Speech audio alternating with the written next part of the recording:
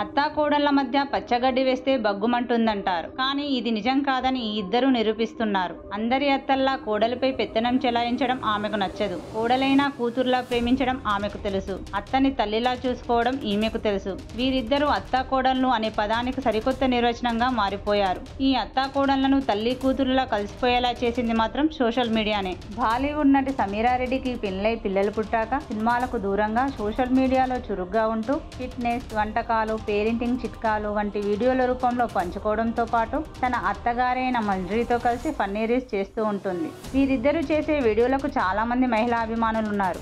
ప్రస్తుతం 68 ఏళ్లున్న ఈ అత్తగారు ఫ్యాషన్ విషయంలోనూ తన కోడలితో పోటీ పడుతూ సరదాగా చేసే వీడియోలను నెట్టింట్లా నవ్వులు పంచుతాయి. ప్రస్తుతం ఈ అత్తాకోడళ్లను ఇన్స్టాలో 18 లక్షల మందికి పైగా ఫాలో అవుతున్నారు. మంజరి సాసి సాసు పేరుతో నెట్టింటా పాపులర్ అయ్యారు.